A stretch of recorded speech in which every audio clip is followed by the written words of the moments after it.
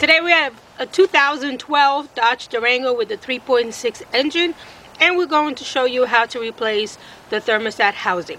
Coming up on Astral Auto Repairs.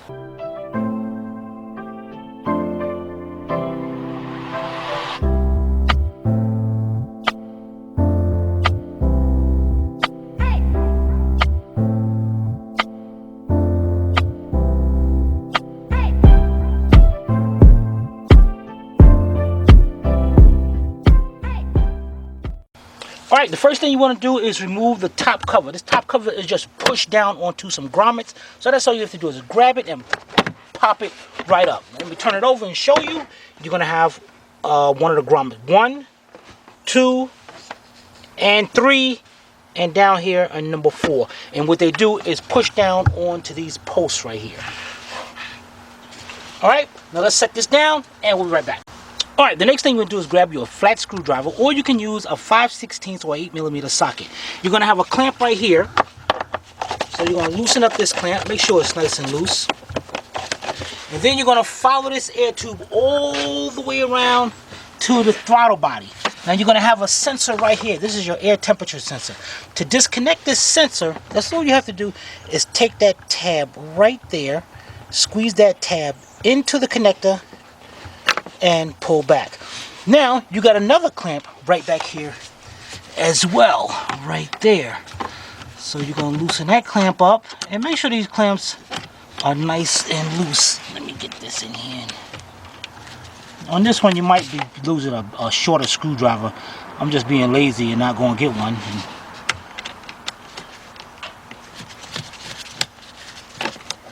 Alright, now once you have that loose, be careful with this, guys, because right up under here, right in this section, right up underneath, there is another grommet and post.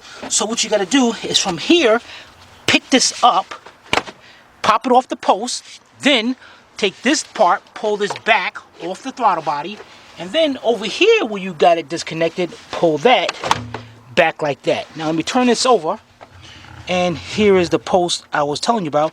And it looks like somebody had it in there, but it looks like it was put in wrong. They didn't line that up right. As you can see, the grommet is all the way over here to the side, and it should be right in there just like that.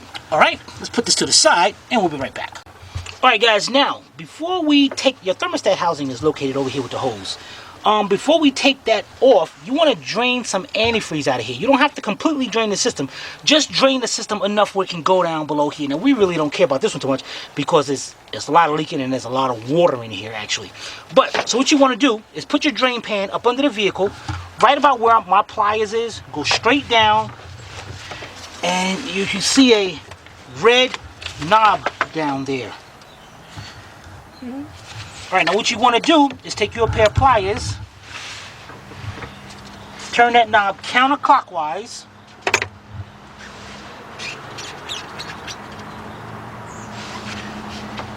and you can see that's drained down. And make sure your pan and line is not. Hold on. There we go. Now, what you can do is come up here to make this drain faster, loosen up your radiator cap, and it'll let air into the system and I'll drain out faster. Let's see if it happens. So now watch what happens down there.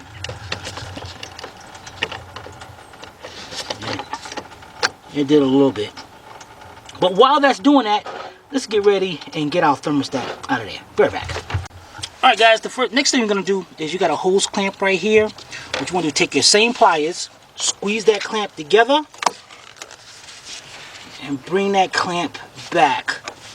Now, if your clamp does not go back, like this one's a hard time because of the hose, you can also bring it this way and release it. Take your hose, twist it back and forth to try to break the seal on it. Now, if you have a hard time doing that, take your same flat screwdriver and you stick your screwdriver between there like that, and you go around and break that seal. Carefully, right. Now, what you do now is just bring it out just a little bit, just to see if it's going to leak. And no, I don't get no leak in there. Good. So that means I got enough antifreeze drained out. So the next thing you want to do is close off your drain plug, your drain, to your radiator.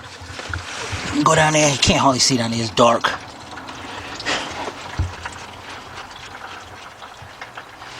Alright, I close that off.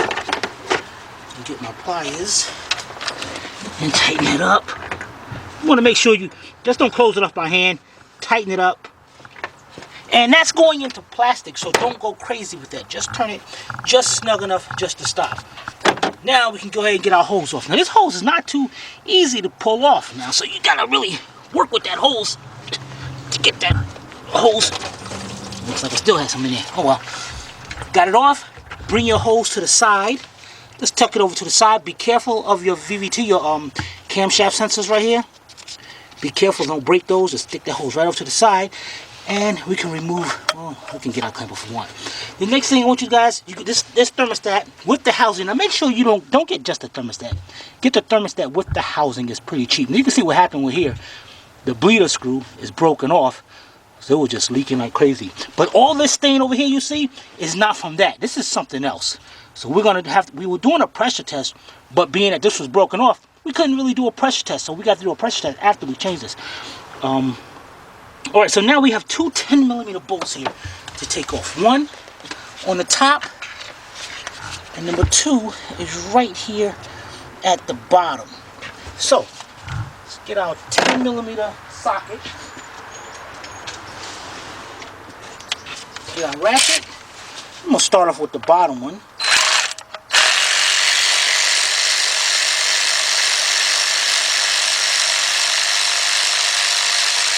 Guys, this is a good investment. Get yourself a battery operated ratchet.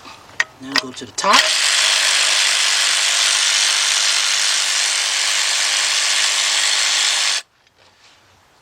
Okay. Then what I want you to do is carefully just wiggle this back and back out just like that.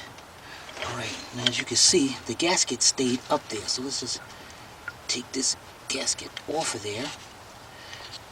And this is a rubber gasket, so it's no scraping anything. Just get you a rag and wipe all that off. And let's get our new one. Be right back. Alright guys, we got our new one. Got the thermostat already in it, and it comes with your new O-ring. You don't have to worry about getting another one. Now, what you want to do is take one of your 10mm bolts,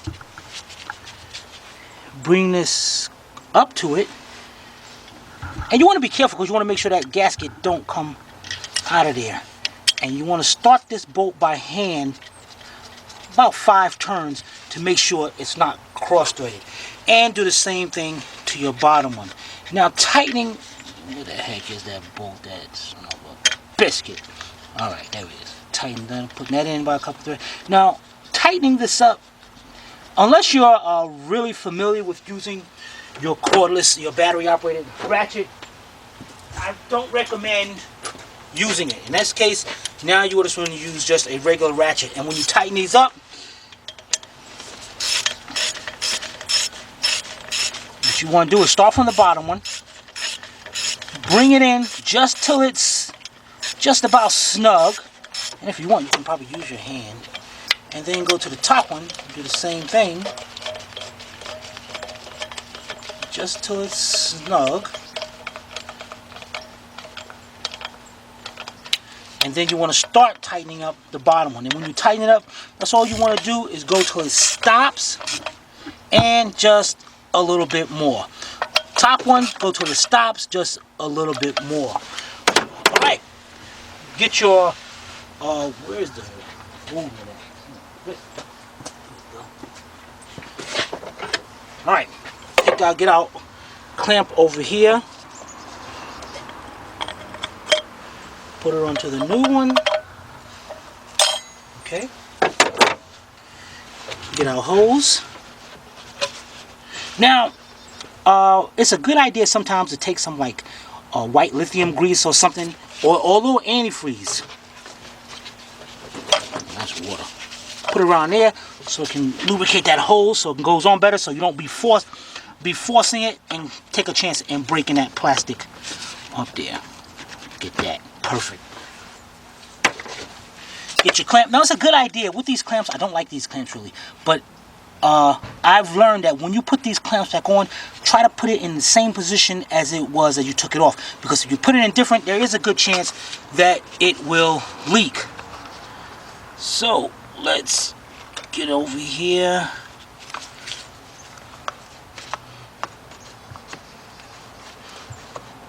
Okay. And there we go. Right there. Alright, now guys, get your flat screwdriver, your same flat screwdriver, and this little screw right here, this is the bleed screw. What you want to do is loosen that bleed screw up, fill the system back up until it comes out of here. You don't have to have the car running, it's a self-bleeding system. Fill it up till you see a clear stream of antifreeze come out of here, and close it back up. So you're going to make fun of me. We're not going to do that on camera because we're going to fill this system up with water because we have to check now for where another leak is, if there's any. All right, so if you have any comments or questions, be sure to put them in the comment section below, or you can email me direct to tim@AstralAutoRepairs.com. Hope you paid attention. If not, watch it again. This is Timmy and Sylvia from Astral Auto Repairs. If we can't repair it, nobody can. See you next time.